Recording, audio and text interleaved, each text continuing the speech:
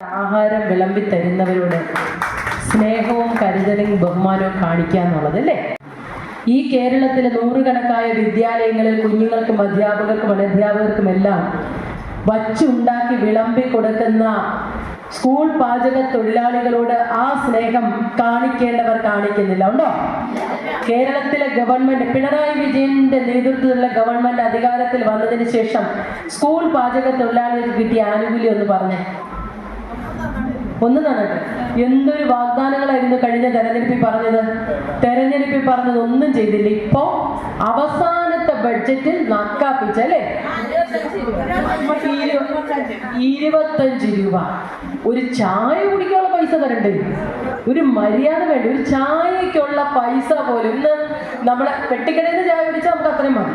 അല്ലാതെ കൊള്ളാവുന്ന ഒരു കടയിൽ കയറി 25 രൂപയ്ക്ക് ചായ കിട്ടുമോ? കിട്ടാത്ത നാട്ടിലാണ് 20. ഇതിനേക്കാൾ ഭേദം തരാതിരുന്നായിരുന്നു.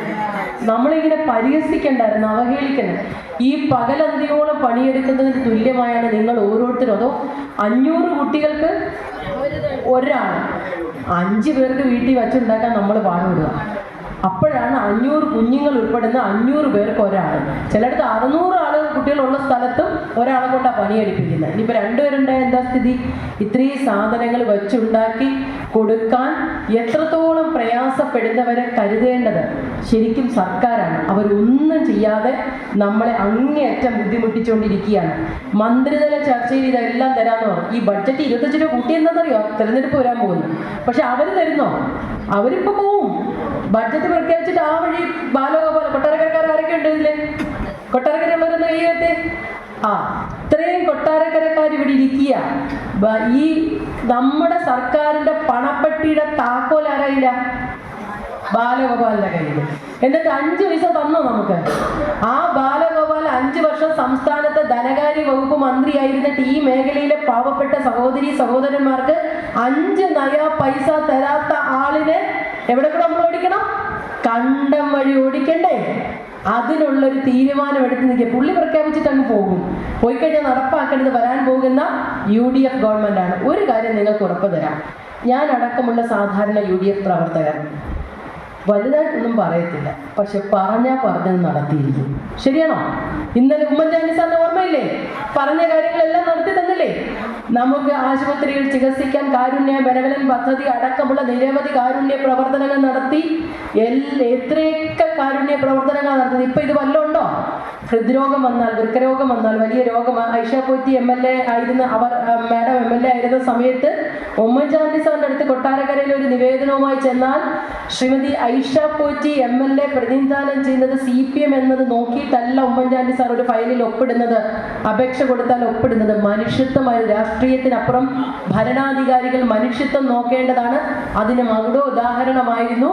ഇപ്പൊ ഇതെല്ലാം അട്ടിപ്പറിച്ചു. ഈ സന്ദർഭത്തിൽ നിങ്ങളുടെ ശ്രദ്ധ ഞാൻ ഒരുപാട് കാര്യങ്ങൾ ആ ഗവൺമെന്റ് ചെയ്തിട്ടുണ്ട്. ഉമ്മൻചാണ്ടി സാറിനെ കാണാൻ ഞാൻ തിരുവനന്തപുരത്ത് അദ്ദേഹത്തിന്റെ ഓഫീസിൽ ചെന്നപ്പോൾ പറഞ്ഞു അദ്ദേഹം ദർബാർ ഹാളിൽ ഒരു പരിപാടിയിൽ പങ്കെടുക്കുകയാണ്. അതൊന്ന് കാണാമല്ലോ എന്ന് കരുതി ഞാൻ അവിടെ ചെന്നപ്പോൾ അവിടെ എല്ലാം ദർബാർ ഹാളിൽ കാണുന്നത് ഓടിക്കളിക്കുന്ന കുഞ്ഞുങ്ങൾ, 5, 6 ഒക്കെ വയസ്സുള്ള കുഞ്ഞുങ്ങൾ, 100 കുഞ്ഞുങ്ങൾ ഇങ്ങനെ ഓടിക്കളിക്കുക.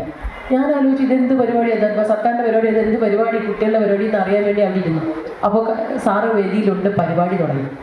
പരിപാടി തുടങ്ങിയിട്ട് ഒരു കുഞ്ഞിനെ പ്രാർത്ഥന ചൊല്ലാൻ വിളിച്ചു. ഷിഹാബുദ്ദീൻ എന്നല്ല ഓർമ്മ, ഒരു കൊച്ചു കുഞ്ഞ്, 5-6 വയസ്സ്. ആ കുഞ്ഞ് വന്ന് മൈക്കിൻ്റെ അടുത്ത്, കുഞ്ഞിന് ചെറിയ മൈക്കൊക്കെ താഴ്ത്തി കൊടുത്തു. കുഞ്ഞ് പ്രാർത്ഥിക്കുക. വേദിയിൽ ഇങ്ങനെ സദസ്സിലിങ്ങനെ ഒത്തിരി ഇതുപോലെ ആളുകൾ ഇരിക്കുക. പക്ഷേ ആ കുഞ്ഞ് സദസ്സിലോട്ട് നോക്കുന്നില്ല, വേദിയിലിരിക്കുന്ന ഉമ്മൻചാണ്ടി സാറിൻ്റെ മുഖത്ത് നോക്കുക.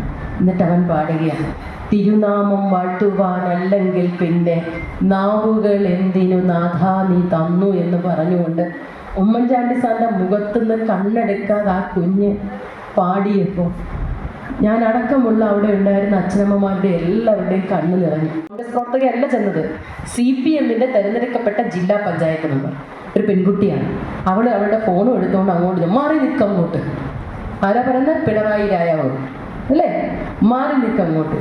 എന്ത് കടക്കൂപ്പുറത്ത് നികൃഷ്ടജീവി, ഇങ്ങനെയൊക്കെയല്ലേ കേരളത്തിലെ മുഖ്യമന്ത്രി പറയുന്നത്. ഇതിനൊരു മാറ്റം വേണം. ഇനിയിപ്പോൾ നമ്മൾ ഹബീബിക്കയുടെ നേതൃത്വത്തിൽ ഒരുപാട് സമരങ്ങൾ നമ്മൾ നടത്തിയിട്ട് ഞങ്ങളുമൊക്കെ പല സമരങ്ങളിലും നിങ്ങളോടൊപ്പം പങ്കെടുത്തിട്ടുണ്ട്. പക്ഷേ ആരോടാ പറയുന്നത്? സ്വന്തം മകൾ കുനിഞ്ഞിട്ട് കുപ്പ എടുക്കാത്ത മകളുടെ അക്കൗണ്ടിലേക്ക് കുത്തക മുതലാളിമാരുടെ അക്കൗണ്ടിൽ നിന്ന് കോടികൾ ഒഴുക്കുന്ന കേരളത്തിന്റെ മുഖ്യമന്ത്രി.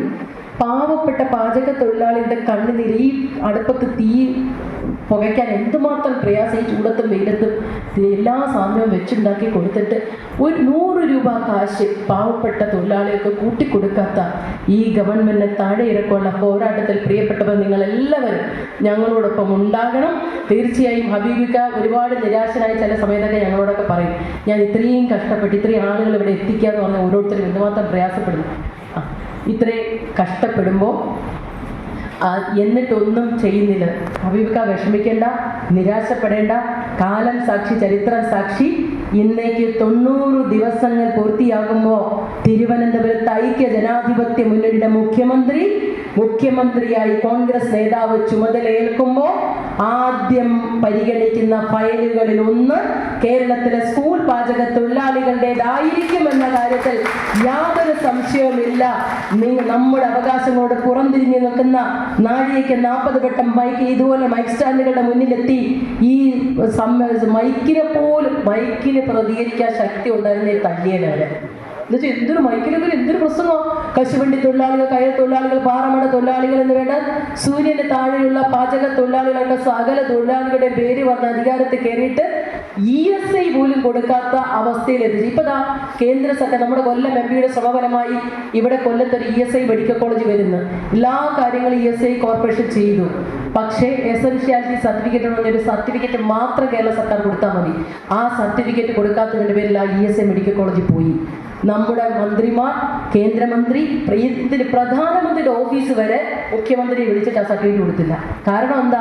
തൊട്ടപ്പുറത്ത് അവരുടെ CPM-ന്റെ NS ആശുപത്രി, സ്വകാര്യ മേഖല ആശുപത്രി പ്രവർത്തിക്കുന്നു.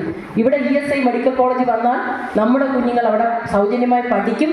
നമ്മുടെ ESI ആനുകൂല്യങ്ങൾ ഓരോ തൊഴിലാളികൾക്കും വിദഗ്ധ ചികിത്സ അവിടെ കിട്ടും. അപ്പോൾ NS ആശുപത്രിയിൽ അത്ര ആള് ചെല്ലത്തില്ല. അതിനുവേണ്ടി ചെയ്യുന്ന കൊലച്ചതിയാണ് ചെയ്യുന്നത്.